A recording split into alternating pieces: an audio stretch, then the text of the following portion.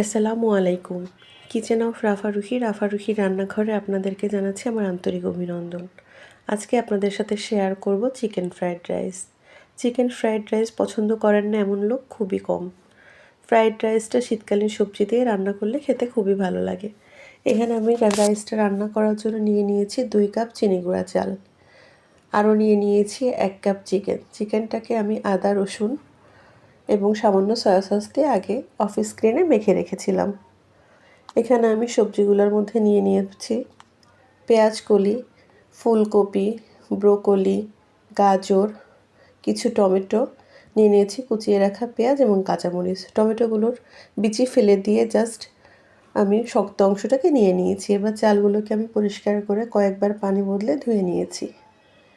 এবার যে পরিমাণ চাল নিচ্ছি তার প্রায় 5 গুণ পানি দিয়ে চালটাকে আমি সিদ্ধ করে নিব।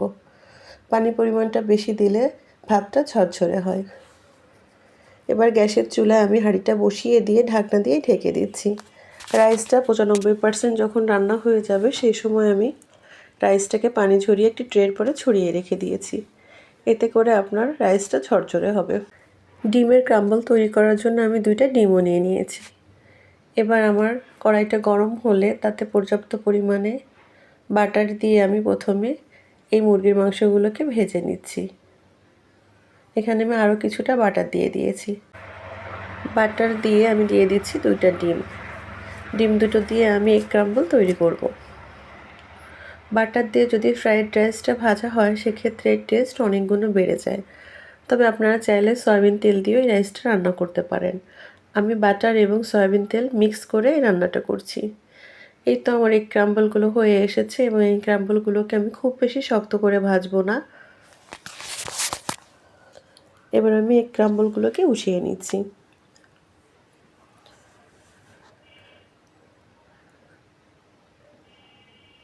আবারও কিছুটা বাটার আমি কড়াইতে দিয়ে দেব। বাটারটা দিয়ে আমি যে সকল সবজি সিদ্ধ হতে একটু বেশি সময় লাগে সেগুলোকে আপনারা প্রথমের দিকে ভেজে নেবেন। বাটারটা দিয়ে আমি দিয়ে দিচ্ছি গাজর এবং আমার কেটে রাখা ছোট ছোট ফুলকপি। গাজর এবং ফুলকপিগুলো যখন ভাজা হয়ে যাবে তখন একে একে আমি অন্যান্য উপকরণগুলো দিয়ে দেব। কারণ এখানে গাজর এবং ফুলকপি ভাজা হতে একটু বেশি সময় লাগে, বাকি সবগুলো অল্প ভাজলেই হয়ে যাবে। আমি দিয়ে দিচ্ছি সেই কুচিয়ে রাখা পেঁয়াজ, ব্রোকলি এবং পেঁয়াজের কলিগুলা দিয়ে এবার আমি ভালো করে নেড়েচেড়ে হালকা ভেজে নেব। দিয়ে দিচ্ছি স্বাদ মতো লবণ। সবজিগুলোকে খুব বেশি ভাজতে যাবেন না, কারণ এটা যখন রাইসের সাথে মেশাবেন তখন এটা আরও একটু সিদ্ধ হবে। এবার সর্বশেষে দিয়ে দিচ্ছি আমি সেই টমেটোগুলো দেওয়ার পরে আমি আমার ভেজে রাখা চিকেনগুলোকে দিয়ে দিয়েছি।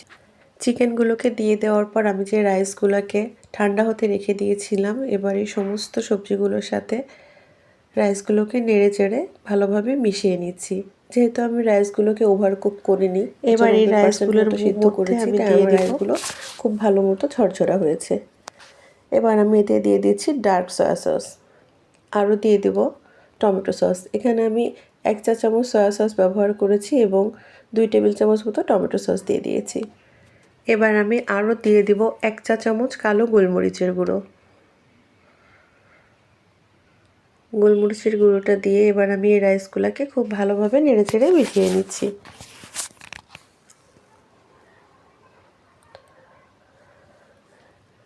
আপনারা দেখতেই পাচ্ছেন আমার রাইসগুলো কতটা ঝরঝরে হয়েছে। মেশানো হয়ে গেলে আমি ওই যে ডিমের যে ক্রাম্বলগুলো তৈরি করে রেখেছিলাম সেই এগ ক্রাম্বলগুলো দিয়ে দিচ্ছি আরও কিছুটা পরিমাণ লবণ। আমার মনে হচ্ছে লবণটা একটু কম হয়েছে, তাই আরও কিছুটা লবণ দিয়ে দিলাম। লবণটার সাথে রাইসগুলোকে আবারও নেড়েচেড়ে মিশিয়ে নিয়েছি। এই তো আমার ফ্রাইড রাইসটা রান্না হয়ে গেছে। এখন আমি পরিবেশন করে আপনাদের সাথে শেয়ার করছি।